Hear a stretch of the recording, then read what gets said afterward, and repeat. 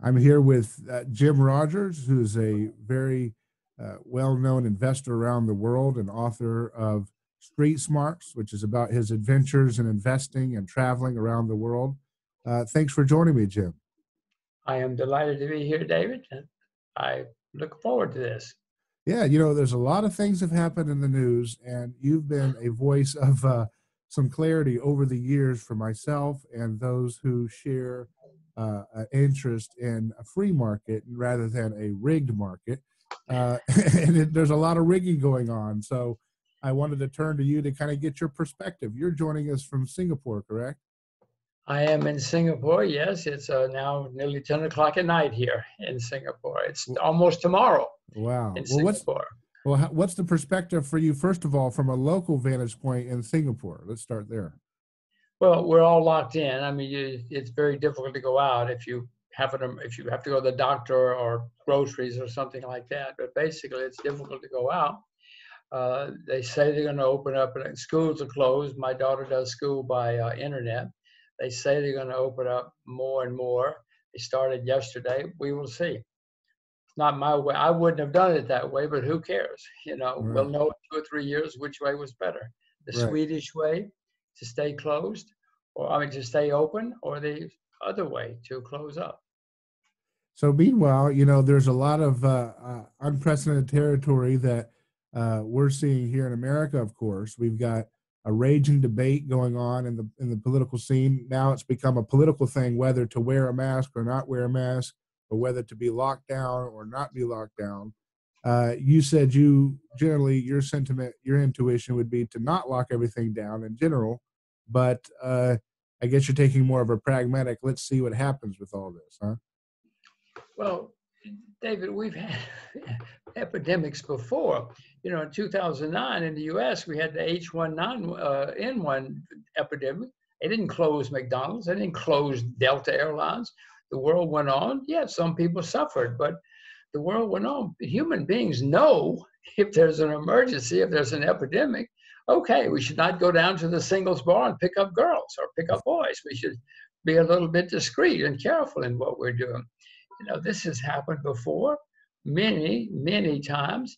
I give human beings more credit than perhaps some other people do. So, from a market standpoint, the Federal Reserve has created what $6 trillion to try to deal with this, and then there's this, Donald Trump is saying, hey, would be nice if we would look at negative interest rates to keep up with all the goodies going on at the other central banks in the world. So, how do you see that playing out right now? David, there's an election in November in the United States. None of those guys care about you and me or other people or young people. My kids, they care about the election. They want to print and spend and borrow as much money as they can to win the election. What's going to happen? We're all going to pay a very difficult price, because afterwards, the amount of debt that has been added, America was already the largest debtor nation in the history of the world. And in the last month, they have added staggering amounts of debt, and they continue to add more, and they're printing more money. And nowhere in the history of the world has that kind of action done good things. Maybe in the short term it does good things, but nowhere in history has it done good things in the long term. You famously have said in the past that perhaps the next 21st century here may belong to Asia in some sense because of their actions in terms of saving, investing for the future, making things, manufacturing things. Has your position on this changed in light of recent circumstances, or only fast forwarded into that perspective? Well, David, I don't like saying it. I'm an American. My family, we're all Americans. But look out the window. You see what's happening. Asia seems to have handled this much less badly than we have in the U.S. The Asians are not adding, well, Japan is adding staggering amounts of debt, but other Asian nations are not going nuts, not printing huge amounts of money, not spending money they don't, I mean, they're spending money, but nothing like what we are in the U.S. I mean, history is history. I didn't say Asia is going to be great because I wanted it or because I cared. I didn't really care. Right. I'm just looking at the world as it is, and I can see what's happening. And yes, I mean, David, they have a very high savings rate in Asia. They have a very high investing rate in Asia. And every economist in the history of the world, including Karl Marx, knew that you have to have capital and save it and invest it. So this is, I mean, again, I don't like what I'm saying and what I'm seeing, but Asia is doing a less bad job than we are in the US. Yeah. This is a time for people looking outside of conventional solutions. I know some people have turned towards, of course, the classic hedge against the dollar for folks, gold and silver. Others have looked towards, cryptocurrencies like Bitcoin and Ethereum. Do you have any perspective on the Bitcoin play or anything in that world that looks interesting to you? I know about it. I don't own any cryptocurrencies. Many of them have disappeared, as you know. Some have done extremely well, but many have already disappeared. My view is that they're all going to disappear. David, 100 years ago or 80 years ago, we could use anything we wanted as money. Banks could print their own money, actually, legally, 100 years ago. Use sugar cubes, gold, silver coins, whatever you wanted. Then the Bank of England in the 1930s, which it was the most important bank in the world at the time, said, from now on, if you use anything for money except our money, it is an act of treason. Well, treason means they execute you. So needless to say, people stopped using other things. That's going to happen with these currencies as well. All money is going to be on the computer, but it's going to be government money. I mean, David, in China, it's already on the computer. You cannot take a taxi in China with money. You cannot buy an ice cream with money in China. You have to put it on your computer, on your phone. It's already there. It's happening in some parts of the world already. And that's what's going to happen. It's going to be on the computer. It's going to be on the phone. But it's going to be government money. It already is in China. China's already come up with, just last week, their own official money on the phone. Right. I don't like this. First of all, governments love it, David. It gives them more control. They will call you up one morning and say, David, you drank too much coffee this month. Stop drinking so much coffee. They'll know everything you do, when you do it, where you do it. I mean, I hate that. They love it. You know, money's expensive. You have to print it. You have to transport it. You have to account for it. No, money's expensive. So they would love to get rid of it. But they mainly would like to have better control over all of us. So money's going to be on the computer, whether we like it or not, but it's going to be their money. Now, the crypto guys say, David, wait a minute, we're smarter than the government. And they are. But the government has the guns. Just like in the 30s, the Bank of England said treason. Bank of England had the guns. It was treason, whether we liked it or not. Yeah. That's interesting because, people are looking for a kind of underutilized play. They're looking, oh, maybe if we get into cryptocurrency, if enough of us get in there, they won't be able to stop you. But like you said, all it takes is a law, and it might be difficult to refuse their request that you only do things in their digital currency that they have administered. So we shall see how that plays out.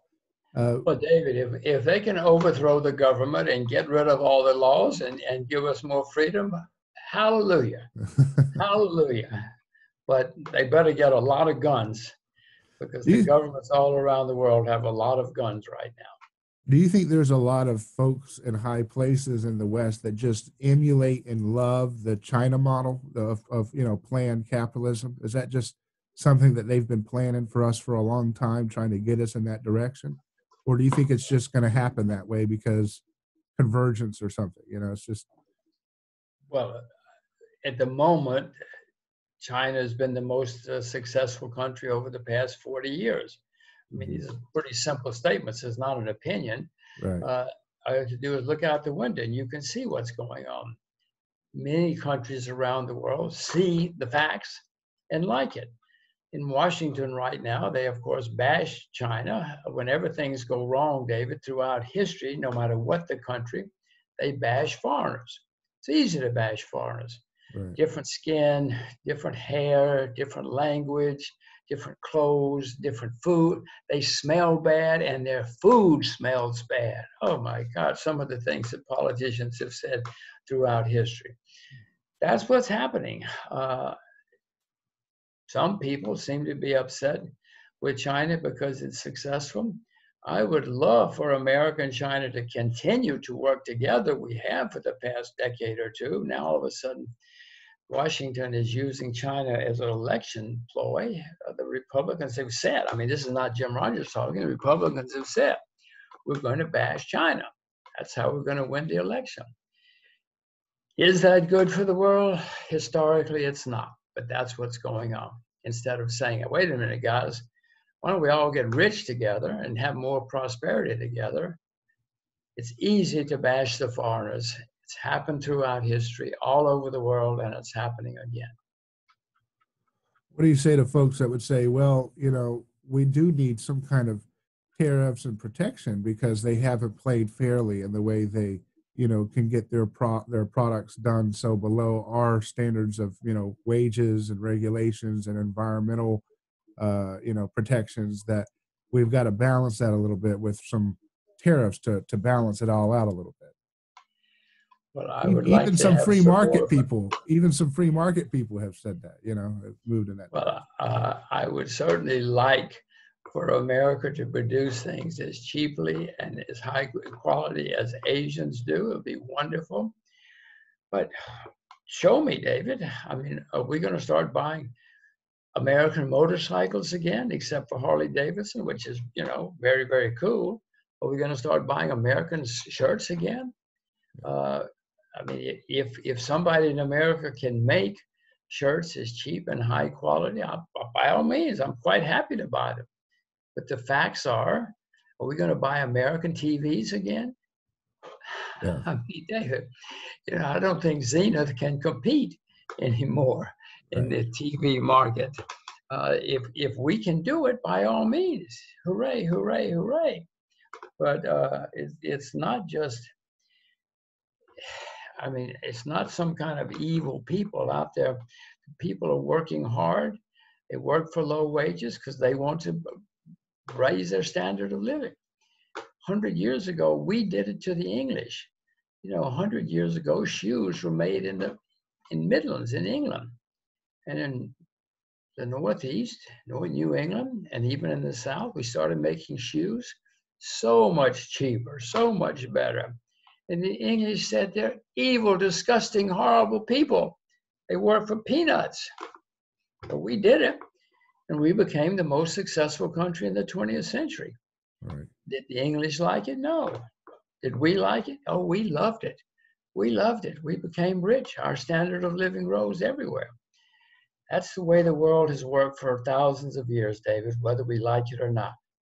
Now, if we can figure out a way to bring our cost of production down and our quality up, of course. So, David, you go do it. Hang up now. Go do it. Start a factory making shirts as cheap and as quality as the Asians do. I'll buy them. We'll all buy them. Yeah. I'm more interested in energy. I read the book by James Dale Davison, The Sovereign Individual, and he talks about the role of technology and how markets and what he calls the logic of violence, meaning how much coercion can states get away with, is often mediated by what technologies are available to the average person. And he talks about like the musket. When the musket came out, that tipped the scales to allow peasant farmers to have some balance with the British Empire. Before, war was done by folks with chivalry and knights and metal and all this fancy stuff that the folks in the everyday world didn't have access to. And then you have the American Revolution. So then you look at today, one of the things that I think needs to happen, and of course people always say it, so the proof is when it happens, is we need to have nuclear fusion or something that could change the game for energy to make it too cheap to meter. I think that perhaps would be a pioneering direction to go towards, so that folks can get off the grid and have their own energy supply without relying on foreign wars to regulate the market, or their local utility government agency or what have you to take care of their energy needs. What do you think about that? Is that something that could You're change going the to be game? very, very busy. You're going to make us new shirts, Makes you it got new energy. You'll be right, extremely busy. I hope you can pull it off. Yes, right, of course. If we could all, if energy were more individual and accessible, like muskets were at one time, then of course, but somebody's got to do it right. for what's going to happen. And the muskets, of course, the people who wrote the Constitution said, listen, we need to all have our own guns to protect us from the government. That they weren't doing it so they could shoot people.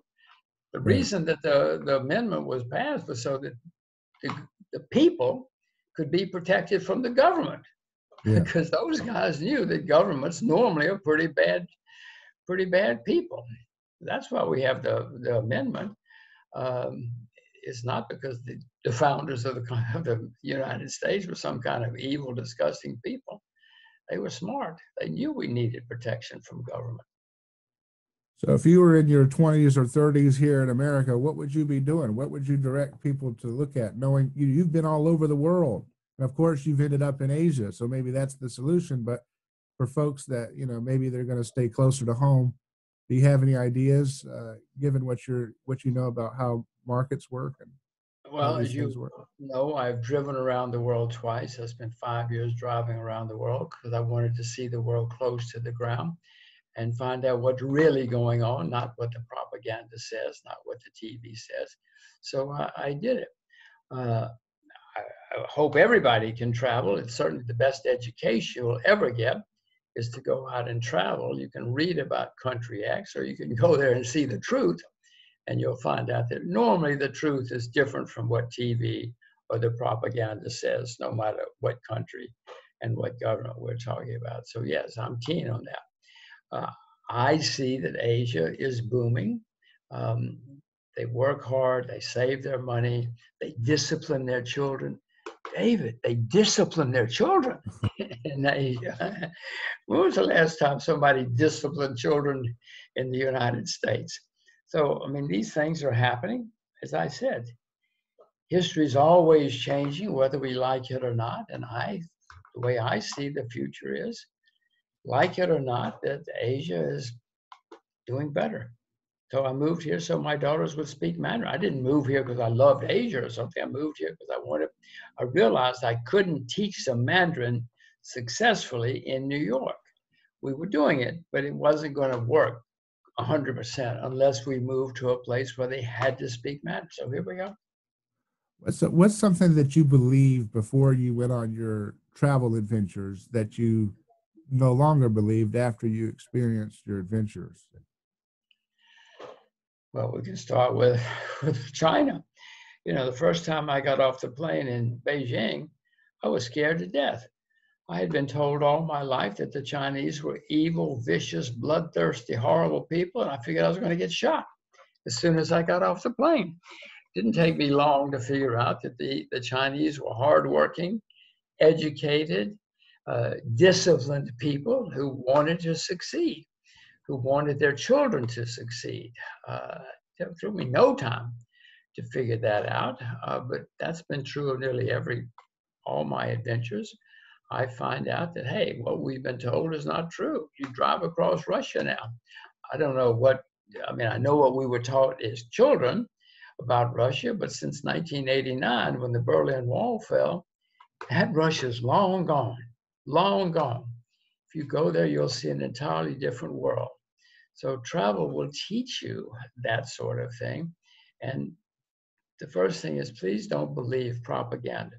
Nobody's propaganda. Japanese, American, Russian, German, don't believe anybody's propaganda because they all lie. And if you ask me what I would do, I guess what I would do over again, in 1984, in the 80s, I rode around China and I came back and I said, this is astonishing what's happening. course, everybody thought I was nuts. If I'd really been smart, David, or even now, I would make sure my children learn Chinese, and I'm doing that. I wish I'd been smart enough to learn Chinese back in those days. Wow. And did you ever have any harrowing experiences on traveling? You know, things that were a real dicey situation that you wrote about in your book? Well, you can read about my books. I was held hostage in Africa, in the Congo, for 10 days or so once. I went through war zones. We went through 15 war zones. No, there are plenty. This is not driving to Salt Lake City for the weekend, David. Yeah. I mean, this is driving around the world, and I shouldn't be alive. I shouldn't be here now. I'm delighted I'm alive. Looking back on it, it was spectacular. But no, I shouldn't be alive. I shouldn't be anything. Yeah. But it was a great adventure and a very great learning experience. Wow. Yeah, that's something that Werner Herzog says the world reveals itself as you travel it by foot. If you see it, you see a whole new perspective where you can just go by foot down a neighborhood or across a town sometimes, you know, and just see how it unfolds itself to you. I don't know who it was that said that, but he's exactly 100% correct that way. You cross a border out there in the jungle, you'll learn a whole lot more than if you fly from one international airport to another or just sit and watch TV. Go out there and do it, especially from the ground up. You'll learn it all. Did it change or shape your perspective on human nature and human beings in traveling to all those different countries? That's an extremely good question. No matter where, first of all, before I go, people would say, "Oh my God, you're nuts! You're going to get killed. Why don't you just fly around the world?" And I said, "No, I want adventure." But David, everywhere we went, people would say, "Where'd you come from?" I said, "We just came from there." And they said, "Oh my God, those are evil, dangerous. You should be dead." Then they said, "Where are you going next?" I said, "We're going there." "Oh my God, you're insane. You're going to get killed going there." We all have this image and we're terrified of other people. And if we just went there or came from there and we all ate and drank and danced together, we'd realize these people are just like we are. They may eat different food and wear different clothes, but they're just like we are. Mm-hmm. Be wonderful for the world, wonderful for the world. But the way it is now, of course, politicians can stir up hatred and animosity, and they do. Mm-hmm. Yeah, I've noticed that same thing. You go to one country and then the next neighboring country. I remember in one particular situation, they said, "If you go over there, you're not going to make it." And I was going to leave the next day. They said, "You're not going to make it. You're going to be done." So, and here you are. That was in the Middle East, and to be fair, there was a terrorist attack like 2 weeks before we were supposed to go there. So, but anyways, it all worked out. Here I am. And, well, first of all, I can see you're still alive. But yeah. One thing I have learned: if the terrorist attack was 2 weeks ago, it's a very safe time to go. Yeah. Because it's already happened. Yeah. You know, everybody's scared and careful, and not much is probably going to happen to you. If there's been no terrorist attack for 2 years, then you should worry. Yeah. But if there was a terrorist attack or a tornado or anything 2 weeks ago, usually a safe time to go. Well, Jim Rogers, it's been a pleasure talking to you, and I appreciate your perspective. I share a love of travel and a love of liberty with you, so it's always great to hear your insights and hear a voice that's consistent through the years, even in this tumultuous time where we feel like we're in the end of some era of America heading towards another. That's how it feels for a lot of folks on the ground right now. Well, we should be careful because there are big changes coming. The United States is the largest debtor nation in the history of the world, and the debts are going straight up. So this is going to cause changes in all of our lives going forward. So everybody should be worried. If they're worried, they'll become knowledgeable. They will figure out what's going. I mean, they'll watch A Neighbor's Choice and learn about the world or whatever their source. and then maybe they'll get prepared and they'll survive. And people can make fortunes in bad times if they're prepared.